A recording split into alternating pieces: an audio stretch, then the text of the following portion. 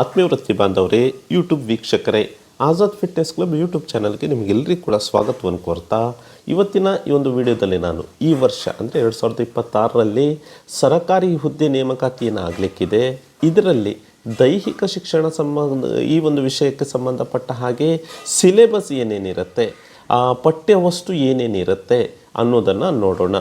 ಆತ್ಮೀಯರೇ, ನಾವೊಂದು ಮನೆ ಕಟ್ಟಬೇಕಾದ್ರೆ ಮೊದಲಿಗೆ ಆ ಮನೆಯನ್ನು ಯಾವ ರೀತಿ ಕಟ್ಟಬೇಕು ಅಂತ ಒಂದು ಸ್ಕೆಚ್ಚನ್ನು ಪ್ಲ್ಯಾನನ್ನು ಮಾಡ್ತೇವಲ್ವ, ಅದೇ ರೀತಿ ನಾವು ಪರೀಕ್ಷೆಗೆ ಓದಬೇಕಾದ್ರೆ ಮೊದಲು ಒಂದು ಸ್ಕೆಚ್ಚನ್ನು ಪ್ಲ್ಯಾನನ್ನು ಮಾಡಬೇಕಾಗತ್ತೆ. ಯಾವ ರೀತಿ ಓದಬೇಕು, ಯಾವ ರೀತಿ ತಯಾರಿಯನ್ನು ಪರೀಕ್ಷೆಗೆ ನಡೆಸಬೇಕು ಅನ್ನೋದ್ರ ಬಗ್ಗೆ. ಹಾಗಾದರೆ ಈ ತಯಾರಿಯನ್ನು ನಡೆಸಬೇಕಾದ್ರೆ ಹೇಗೆ ನಾವು ಓದಬೇಕು ಅನ್ನೋದನ್ನು ಸ್ಕೆಚ್ಚನ್ನು ಒಂದು ಪ್ಲ್ಯಾನನ್ನು ಮಾಡಬೇಕಾದ್ರೆ ಮೊದಲು ನಾವು ತಿಳ್ಕೊಳ್ಬೇಕಾಗಿರುವಂಥದ್ದು ಸಿಲೆಬಸ್, ಪಠ್ಯವಸ್ತು ಏನೇನಿದೆ ಅನ್ನೋದನ್ನು. ಹಾಗಾದರೆ ಇವತ್ತಿನ ವಿಡಿಯೋದಲ್ಲಿ ನಾನು ನಿಮಗೆ ಎಲ್ಲ ವಿಷಯವನ್ನು ತಿಳಿಸುವಂಥ ಪ್ರಯತ್ನವನ್ನು ಮಾಡ್ತೇನೆ. ಆದ್ಮೇಲೆ ಇನ್ನೊಂದು ವಿಷಯವನ್ನು ನಾನು ಹೇಳಿಬಿಡ್ತೇನೆ.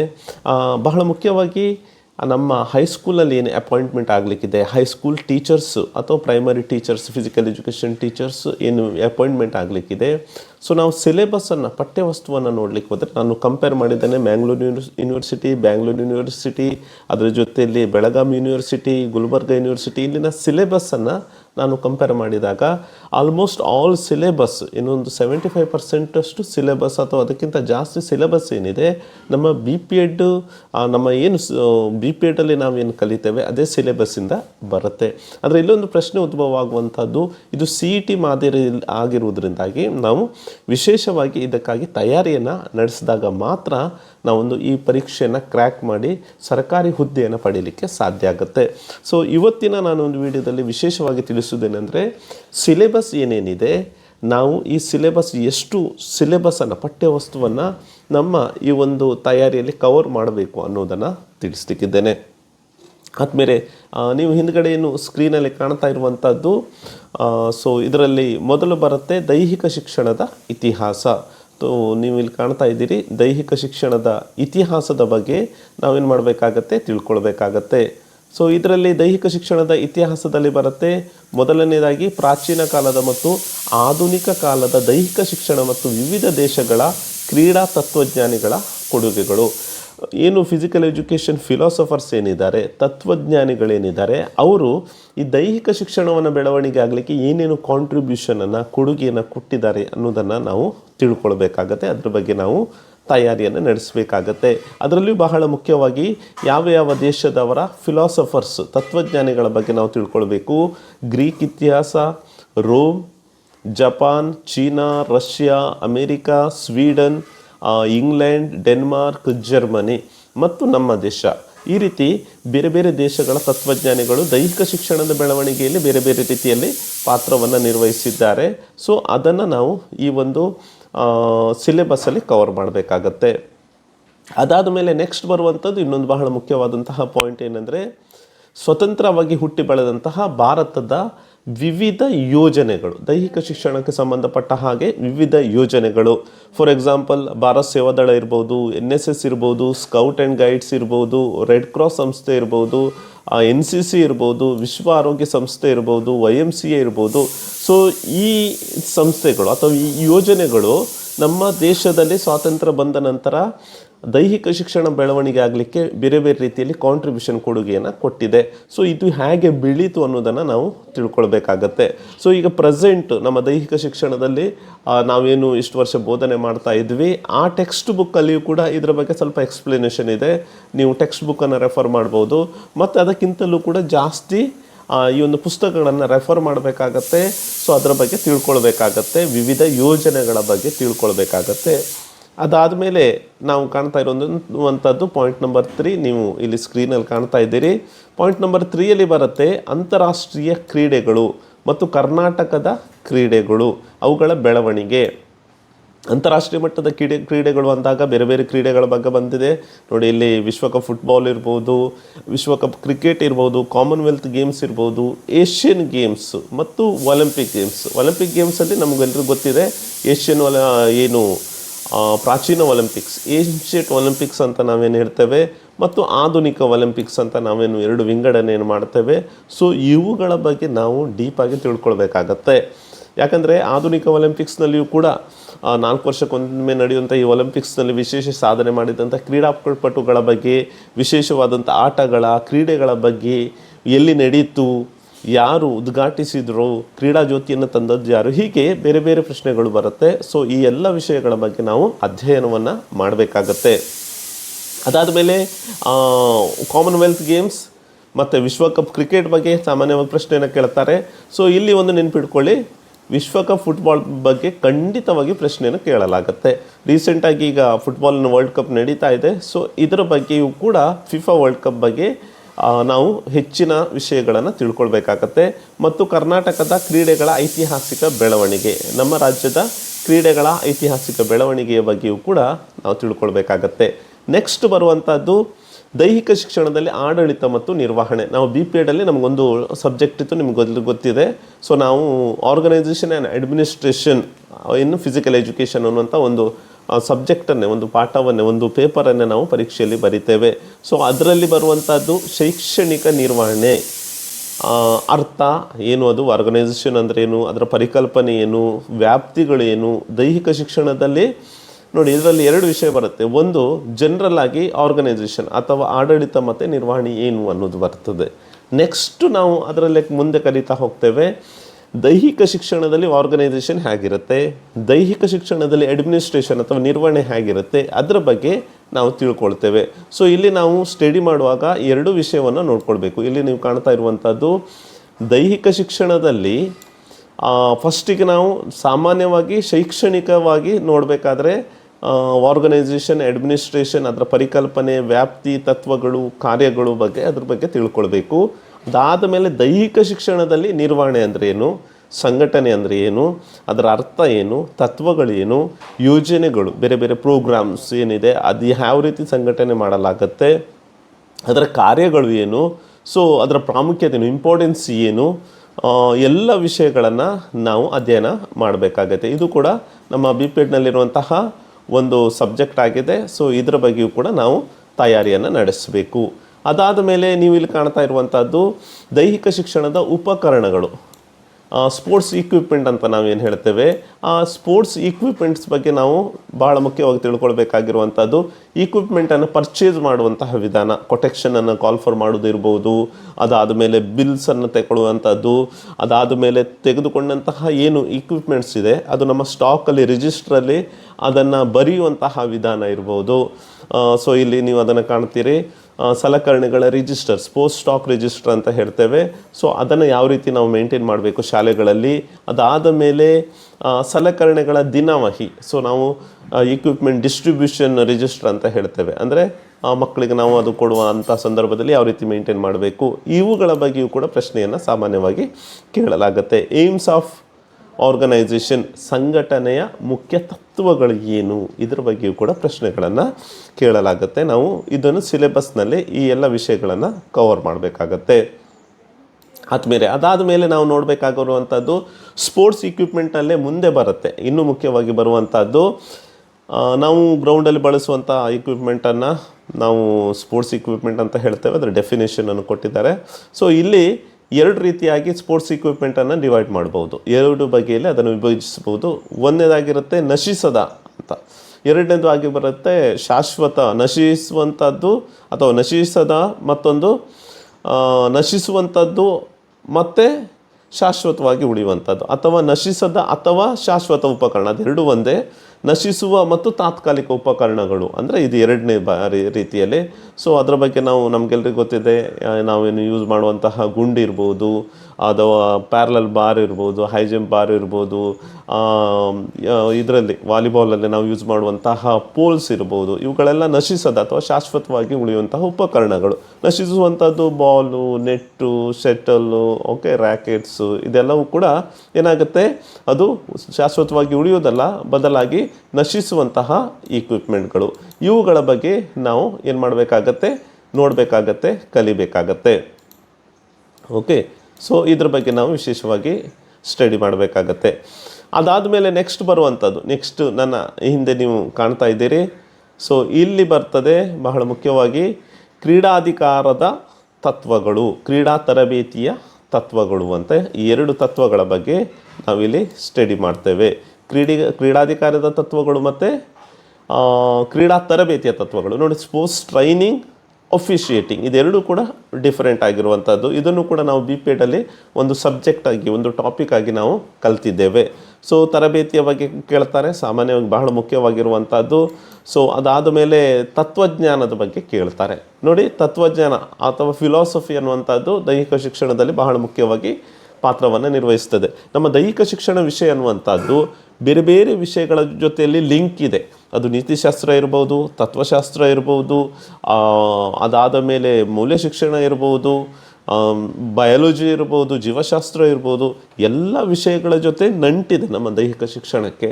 ಸೊ ಆ ಎಲ್ಲ ವಿಷಯಗಳ ಬಗ್ಗೆಯೂ ಕೂಡ ಅಲ್ಪ ಸ್ವಲ್ಪ ನಾವು ತಿಳ್ಕೊಳ್ಬೇಕಾಗತ್ತೆ. ಮುಖ್ಯವಾಗಿ ದೈಹಿಕ ಶಿಕ್ಷಣದ ಜೊತೆ ಯಾವ ರೀತಿ ಅದು ಸಂಬಂಧವನ್ನು ಹೊಂದಿದೆ ಅನ್ನೋದ್ರ ಬಗ್ಗೆ ನಾವು ಈ ಒಂದು ಸಿಲೆಬಸ್ಸಲ್ಲಿ ಕವರ್ ಮಾಡಬೇಕಾಗತ್ತೆ. ಸೊ ಇಲ್ಲಿ ಅದನ್ನೇ ಕೊಟ್ಟಿರುವಂಥದ್ದು ಆಕ್ಸಿಯಾಲಜಿ ಅಥವಾ ಮೌಲ್ಯಶಾಸ್ತ್ರ, ನೀತಿಶಾಸ್ತ್ರ, ಲಾಜಿಕ್ ಸೈನ್ಸ್ ಅಂತ ನಾವೇನು ಹೇಳ್ತೇವೆ. ಅದಾದ ಮೇಲೆ need of philosophy in physical education ನೋಡಿ. ಫಿಸಿಕಲ್ ಎಜುಕೇಷನು ಇಂಪಾರ್ಟೆನ್ಸ್, ಫಿಲಾಸಫಿಯ ತತ್ವಶಾಸ್ತ್ರದ ಏನು ಪ್ರಾಮುಖ್ಯತೆ ದೈಹಿಕ ಶಿಕ್ಷಣದಲ್ಲಿ ಇದೆ ಅದರ ಬಗ್ಗೆಯೂ ಕೂಡ ನಾವು ಏನು ವಿಷಯವನ್ನು ಕಲೆಕ್ಟ್ ಮಾಡ್ಕೊಳ್ಬೇಕು, ಅದರ ಬಗ್ಗೆಯೂ ಕೂಡ ನಾವು ತಿಳ್ಕೊಳ್ಬೇಕಾಗತ್ತೆ. ಸೊ ಅದರಲ್ಲೇ ಅದನ್ನು ಮುಂದುವರಿಸಿದ ಭಾಗವನ್ನು ಕೊಟ್ಟಿರುವಂಥದ್ದು ದೈಹಿಕ ಚಟುವಟಿಕೆಗಳನ್ನು ಮತ್ತು ವಿವಿಧ ನಿಪುಣತೆಗಳನ್ನು ಕಲಿಯುವಂತಹ ವಿಧಾನಗಳು, ವ್ಯಕ್ತಿಯ ನಡತೆ, ವ್ಯಕ್ತಿತ್ವ, ದೈಹಿಕ ರಚನೆ, ಚಲನೆಗಳು ನೋಡಿ. ಚಲನೆಗಳು, ನಮ್ಮ ಮೋಷನ್ಸ್ ಅನ್ನುವಂಥದ್ದು ನಮ್ಮ ದೈಹಿಕ ಶಿಕ್ಷಣದಲ್ಲಿ ತುಂಬ ಮುಖ್ಯವಾಗಿ ಇರುವಂಥದ್ದು. ಸೊ ಆ ಮೋಷನ್ಸ್ಗಳ ಬಗ್ಗೆ ಕೂಡ ನಾವು ಕಲಿಬೇಕಾಗತ್ತೆ. ಸೊ ಇಲ್ಲಿ ನೀವು ಕಾಣ್ತಾ ಇರುವಂಥದ್ದು ಅತಿ ಮುಖ್ಯವಾಗಿರುವಂಥದ್ದು. ಸೊ ಇಲ್ಲಿ ನೀವು ಜೀವಶಾಸ್ತ್ರ ಅಂತ ಏನು ಕಾಣ್ತಾ ಇದ್ದೀರಿ, ಜೀವಶಾಸ್ತ್ರದ ಆಧಾರಗಳು, ಸೊ ಇದು ಬಹಳ ಮುಖ್ಯವಾಗಿರುವಂಥದ್ದು. ಆತ್ಮೀಯರೇ, ಯಾರು ಫಿಸಿಕಲ್ ಎಜುಕೇಷನ್ನಲ್ಲಿ ದೈಹಿಕ ಶಿಕ್ಷಣ ವಿಷಯದಲ್ಲಿ ಗೌರ್ಮೆಂಟ್ ಜಾಬನ್ನು ಪಡಿಬೇಕು, CET ಎಕ್ಸಾಮನ್ನು ಕ್ರ್ಯಾಕ್ ಮಾಡಬೇಕಂತ ಇದ್ದೀರಿ, ಸೊ ನಿಮಗೆ ನನ್ನ ಒಂದು ಕಿವಿ ಮಾತು ಏನಂದರೆ, ಈಗ ಉಳಿದಂತಹ ಜನರಲ್ ಆಗಿ ದೈಹಿಕ ಶಿಕ್ಷಣದ ವಿಷಯಗಳ ಬಗ್ಗೆ, ಇತಿಹಾಸದ ಬಗ್ಗೆ, ಪ್ರಗತಿಯ ಬಗ್ಗೆ, ಒಲಿಂಪಿಕ್ಸ್ ಬಗ್ಗೆ ಸಾಮಾನ್ಯವಾಗಿ ಹೆಚ್ಚಿನವರು ತಿಳ್ಕೊಳ್ತಾರೆ, ಓದ್ಕೊಂಡು ಕೂಡ ಅದನ್ನು ತಿಳ್ಕೊಳ್ಬೋದು. ಬಟ್ ಜೀವಶಾಸ್ತ್ರ ಏನಿದೆ ಅಲ್ವಾ, ಜೀವಶಾಸ್ತ್ರ ಬಹಳ ಮುಖ್ಯವಾಗಿ ಬಯಾಲಜಿ, ಫಿಸಿಯಾಲಜಿ, ಅದಾದ ಮೇಲೆ ಕಿನಿಷಿಯಾಲಜಿ, ಈ ವಿಷಯಗಳು ಏನಿದೆ ಅಲ್ವಾ, ಈ ವಿಷಯಗಳ ಬಗ್ಗೆ ಎನಾಟಮಿ, ಇದು ನೇರವಾಗಿ ವಿಜ್ಞಾನಕ್ಕೆ ಸಂಬಂಧಪಟ್ಟದ್ದು ಮತ್ತು ದೈಹಿಕ ಶಿಕ್ಷಣದೊಟ್ಟಿಗೆ ನೇರವಾಗಿ ಸಂಬಂಧ ಇರುವಂಥದ್ದು. ಇದರ ಬಗ್ಗೆ ನಾವು ಕರೆಕ್ಟಾಗಿ ಪರಿಕಲ್ಪನೆಯನ್ನು ತಿಳ್ಕೊಳ್ಳದೇ ಇದ್ದರೆ ನಮಗೆ CET ಎಕ್ಸಾಮನ್ನು ಕ್ರ್ಯಾಕ್ ಮಾಡಲಿಕ್ಕೆ ಕಷ್ಟ ಆಗುತ್ತೆ. ನೀವು BPEd ಇರ್ಬೋದು, MPEd ಇರ್ಬೋದು, ಎಲ್ಲ ಪರೀಕ್ಷೆಗಳಲ್ಲಿ ನೋಡಿ, ಯಾರು ಅನಾಟಮಿ, ಫಿಸಿಯಾಲಜಿ, ಕಿನಿಷಿಯಾಲಜಿ ಈ ಸಬ್ಜೆಕ್ಟ್ಗಳಲ್ಲಿ ತೋರಿರ್ತಾರೆ, ಚೆನ್ನಾಗಿರ್ತಾರೆ, ಅವರೇ ಟಾಪ್ ಆಗಿ ಮಾರ್ಕ್ಸನ್ನು, ಜಾಸ್ತಿ ಅಂಕಗಳನ್ನು ತೆಗೆದು ಪಾಸ್ ಆಗ್ತಾರೆ. ಸೊ ಅದರಿಂದಾಗಿ ಈ ಜೀವಶಾಸ್ತ್ರದ ಬಗ್ಗೆ ನಾವು ಜಾಸ್ತಿ ಇಂಪಾರ್ಟೆನ್ಸನ್ನು ಕೊಡಬೇಕು, ಅದರ ಬಗ್ಗೆ ಜಾಸ್ತಿ ಸ್ಟಡಿ ಮಾಡಬೇಕು. ಅದರಲ್ಲಿ ಬರುವಂಥದ್ದು ಜೀವಶಾಸ್ತ್ರದ ವ್ಯಾಖ್ಯೆ, ಡೆಫಿನೇಷನ್ಸ್ ಅಂತೂ ನಾವು ಕಲಿತೇವೆ. ಗ್ರೋತ್ ಆ್ಯಂಡ್ ಡೆವಲಪ್ಮೆಂಟ್, ಯಾವ ರೀತಿ ದೈಹಿಕ ಬೆಳವಣಿಗೆ ಆಗುತ್ತೆ, ಬೆಳವಣಿಗೆ ಮತ್ತು ಅಭಿವೃದ್ಧಿಯಲ್ಲಿ ಏನೇನು ವ್ಯತ್ಯಾಸ ಇದೆ ನೋಡಿ, ಇದೆಲ್ಲ ವಿಷಯಗಳು ಬರುತ್ತೆ. ರಿಯಾಕ್ಷನ್ಸ್ ಬಗ್ಗೆ ನಾವು ಕಲಿತೇವೆ. Stimuli, reaction to the stimuli, ಪ್ರೇರಣೆಗಳಿಗೆ ಪ್ರತಿಕ್ರಿಯೆ ಕೊಡುವಂಥದ್ದು. ಸೊ ಇದು ಫಿಸಿಕ್ಸಲ್ಲೂ ಬರುತ್ತೆ, ಅದಾದ ಮೇಲೆ ಬಯಾಲಜಿಯಲ್ಲೂ ಬರುತ್ತೆ. ಇದು ಎರಡರಲ್ಲೂ ಕೂಡ ಇದು ಅನ್ವಯ ಆಗುವಂಥದ್ದು. ಅದಾದ ಮೇಲೆ ಪರಿಸರದಲ್ಲಾದ ಬದಲಾವಣೆಗೆ ಹೊಂದಿಕೊಳ್ಳುವಂತಹ ಸಾಮರ್ಥ್ಯ, ಇದನ್ನು ಅಡಾಪ್ಷನ್ ಅಂತ ನಾವೇನು ಕರಿತೇವೆ. Capacity to adjust with the environmental changes, ಇದರ ಬಗ್ಗೆ ನಾವು ಕಲಿತೇವೆ. ಇನ್ನೊಂದು ಸ್ವಲ್ಪ ಕಷ್ಟಕರವಾಗಿರುವಂಥದ್ದು ದೈಹಿಕ ಶಿಕ್ಷಣದಲ್ಲಿ ನಾವು ಮತ್ತು ಬಹಳ ಮುಖ್ಯವಾಗಿರುವಂಥದ್ದು ಟಾಪಿಕ್ ದೈಹಿಕ ಶಿಕ್ಷಣದಲ್ಲಿ ಮನೋವಿಜ್ಞಾನ, psychology in physical education. So ಇದ್ರ ಬಗ್ಗೆಯೂ ಕೂಡ ನಾವು ಕಲಿಬೇಕಾಗತ್ತೆ, ಪ್ರಾಕ್ಟೀಸ್ ಮಾಡಬೇಕಾಗತ್ತೆ. ಸೊ ಇದರಲ್ಲಿ ಮನೋವಿಜ್ಞಾನ ಅಂದ್ರೇನು, ಅರ್ಥಗಳು ಬರುತ್ತೆ, ವಿಧಾನಗಳು ಬರುತ್ತೆ. ಶೈಕ್ಷಣಿಕ ಮನೋವಿಜ್ಞಾನ ನೋಡಿ, ಇದರಲ್ಲಿ ಎಜುಕೇಷನಲ್ ಸೈಕಾಲಜಿ ಅರ್ಥಗಳು ಬರುತ್ತೆ, ವ್ಯಾಖ್ಯಾನಗಳು ಬರುತ್ತೆ, ವ್ಯಾಪ್ತಿ ಬರುತ್ತೆ. ಸೊ ಇಲ್ಲಿಯೂ ಕೂಡ ನೋಡಿ, ಬೆಳವಣಿಗೆ, ವಿಕಾಸ, ಇವುಗಳ ತತ್ವಗಳ ಬಗ್ಗೆ ಇದೆಲ್ಲವನ್ನು ಕೂಡ ನಾವು ಕಲಿತೇವೆ. ವಿಕಾಸ ಹಂತದ ಹಂತಗಳು, ಪ್ರೌಢಾವಸ್ಥೆ, ಇದನ್ನು ಕೂಡ ನಾವು BPEಡಲ್ಲಿ, MPEಡಲ್ಲೆಲ್ಲ ಕಲ್ತಿದ್ದೇವೆ. ಇಲ್ಲಿಯೂ ಕೂಡ ವಿಶೇಷವಾಗಿ ಸಿಲೆಬಸ್ಸಲ್ಲಿ ಇದನ್ನು ನಾವು ಕವರ್ ಮಾಡಬೇಕಾಗತ್ತೆ. ಕಲಿಕೆಯ ಮೇಲೆ ಪ್ರಭಾವ ಬೀರುವಂತಹ ಅಂಶಗಳು ಯಾವುದು, ಅಭಿಪ್ರೇರಣೆ ಅಂದ್ರೇನು, ಅಭಿವ್ಯಕ್ತಿಗಳು, ಕಲಿಕೆ ವರ್ಗಾವಣೆಯ ಬುದ್ಧಿಶಕ್ತಿ ಹೇಗಾಗತ್ತೆ, ವ್ಯಕ್ತಿತ್ವ ಮತ್ತು ಹೊಂದಾಣಿಕೆಯ ಸೃಜನಶೀಲತೆ, ಇವುಗಳ ಬಗ್ಗೆ ಕೂಡ ನಾವು ಪ್ರಾಕ್ಟೀಸ್ ಮಾಡಬೇಕಾಗತ್ತೆ. ನಮ್ಮ ಸಿಲೆಬಸ್ಸಲ್ಲಿ ನಾವು ಓದುವಾಗ, ಸಿಲೆಬಸ್ಸನ್ನು ನಾವು ರೆಡಿ ಮಾಡುವಾಗ ಇವುಗಳ ಬಗ್ಗೆ ಹೆಚ್ಚಿನ ಪ್ರಾಮುಖ್ಯತೆಯನ್ನು ಕೊಡಬೇಕಾಗತ್ತೆ. ಅದಾದಮೇಲೆ ಬರುವಂಥದ್ದು ಮನೋರಂಜನೆ ಮತ್ತು ಮನೋರಂಜನಾ ಆಟಗಳ ಬಗ್ಗೆ, ರಿಕ್ರಿಯೇಷನ್ ಕ್ಯಾಂಪ್ ಆ್ಯಂಡ್ ಮೈನರ್ ಗೇಮ್ಸ್ಗಳ ಬಗ್ಗೆ ಬರುತ್ತೆ. ಸೊ ಇಲ್ಲಿಯೂ ಕೂಡ ಪ್ರಮುಖವಾಗಿ ಆ ಮೈನರ್ ಗೇಮ್ಸ್ ಅಂದರೆ ಏನು, ಮನೋಲ್ಲಾಸ ಕ್ರೀಡೆಗಳ ಉದ್ದೇಶಗಳೇನು, what's the purpose, what's the need, importance of recreational games ಅದ್ರ ಬಗ್ಗೆ ಬರುತ್ತೆ. ಸ್ಪರ್ಧೆಯ ಪ್ರಕಾರಗಳು ಏನೇನಿದೆ, ಮನೋಲ್ಲಾಸ ಅಂದರೆ ಅರ್ಥ, ವ್ಯಾಪ್ತಿ, ಉದ್ದೇಶ, ಮನೋಲ್ಲಾಸದ ಮಟ್ಟಗಳು, ಮನೋಲ್ಲಾಸ ಒದಗಿಸುವಂತಹ ಮಾಧ್ಯಮಗಳು, ಯಾವ ರೀತಿ ಮನೋಲ್ಲಾಸ ಸಿಗುತ್ತೆ ಅವುಗಳ ಮಾಧ್ಯಮಗಳ ಬಗ್ಗೆ ತಿಳ್ಕೊಳ್ತೇವೆ. ಮನೋರಂಜನೆ ಮತ್ತು ಮನೋರಂಜನಾ ಆಟಗಳ ಬಗ್ಗೆ ತಿಳ್ಕೊಳ್ತೇವೆ ಮತ್ತು ಅದರ ವಿಧಗಳ ಬಗ್ಗೆ ನಾವು ತಿಳ್ಕೊಳ್ಬೇಕಾಗತ್ತೆ. ಆದ್ಮೇಲೆ ಇಲ್ಲಿ ನೀವು ಕಾಣ್ತಾ ಇರುವಂಥದ್ದು ಆರೋಗ್ಯ ಶಿಕ್ಷಣ. ನೋಡಿ, ದೈಹಿಕ ಶಿಕ್ಷಣ ಮತ್ತು ಆರೋಗ್ಯ ಶಿಕ್ಷಣ ಇದು ಅಣ್ಣ ತಮ್ಮ ಇದ್ದ ಹಾಗೆ. ಬಹಳ ಮುಖ್ಯವಾಗಿ ನಮ್ಮ ದೈಹಿಕ ಶಿಕ್ಷಣದಲ್ಲಿ ಅತಿ ಮುಖ್ಯವಾಗಿ ಬರುವಂಥದ್ದು ಆರೋಗ್ಯ ಶಿಕ್ಷಣ, ಹೆಲ್ತ್ ಎಜುಕೇಷನ್ ಬಗ್ಗೆ.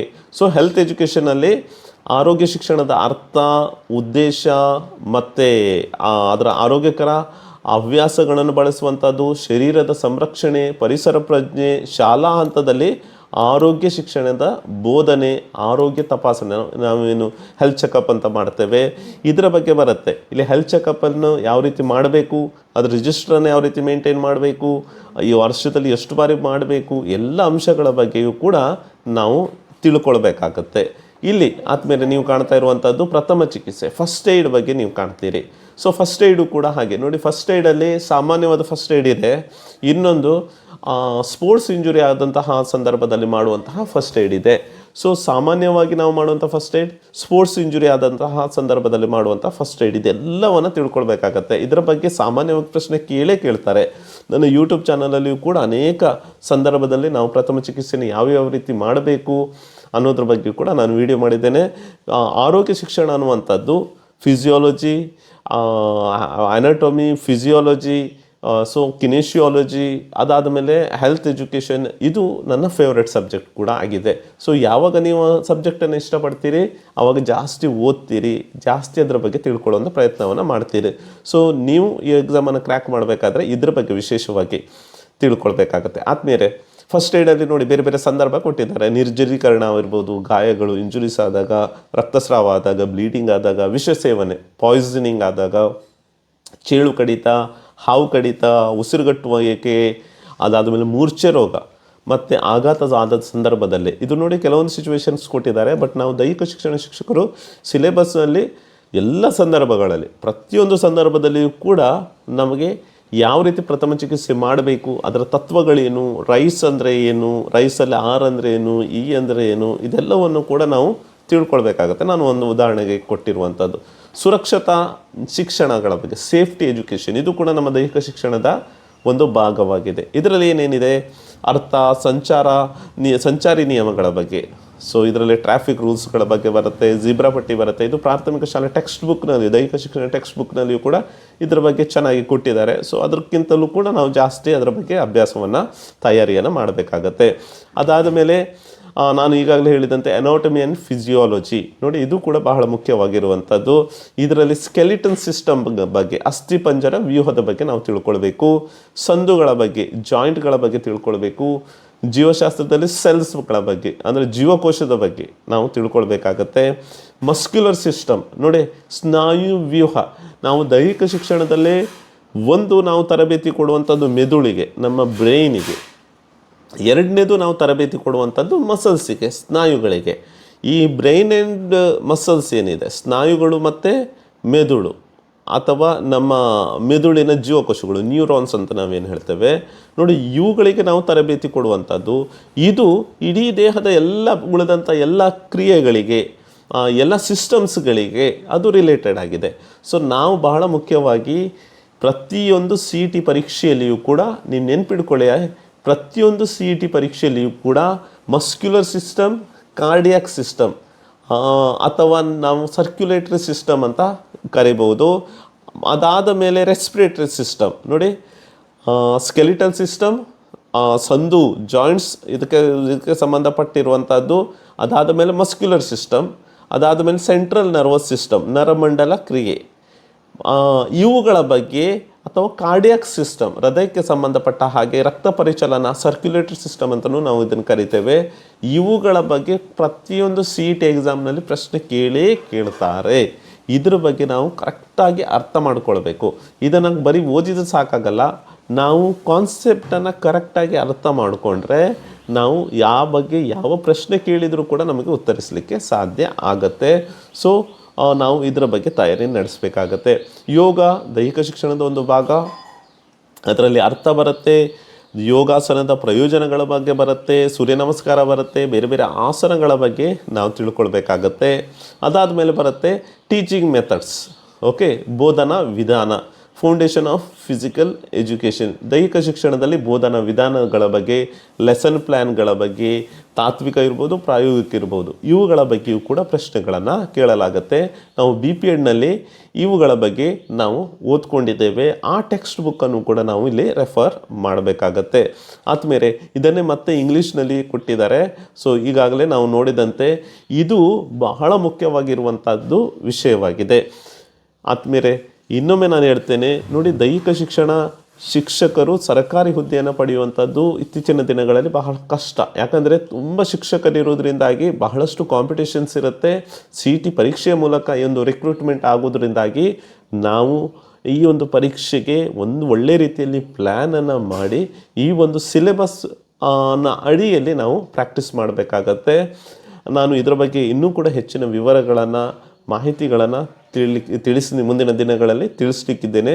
ಯಾರ್ಯಾರಿಗೆ ಈ ಒಂದು ವಿಷಯದಲ್ಲಿ ಆಸಕ್ತಿ ಇದೆ, ನಿಮಗೆ ಏನು ಬೇಕು ಅನ್ನೋದನ್ನು ಈ ಒಂದು ವಿಡಿಯೋ ನೋಡಿದ ಬಳಿಕ ನೀವು ಕೆಳಗಡೆ ಕಮೆಂಟ್ ಮಾಡಿ ಅಂತ ಹೇಳ್ತಾ, ಇವತ್ತಿನ ಒಂದು ವಿಡಿಯೋವನ್ನು ವೀಕ್ಷಿಸಿದ ತಮಗೆಲ್ಲರಿಗೂ ಕೂಡ ಕೃತಜ್ಞತೆಯನ್ನು ಸಲ್ಲಿಸ್ತಾ ನನ್ನ ಇವತ್ತಿನ ಒಂದು ಸೆಷನನ್ನು ಮುಕ್ತಾಯಗೊಳಿಸ್ತಾ ಇದ್ದೇನೆ. ಧನ್ಯವಾದಗಳು. Thank you.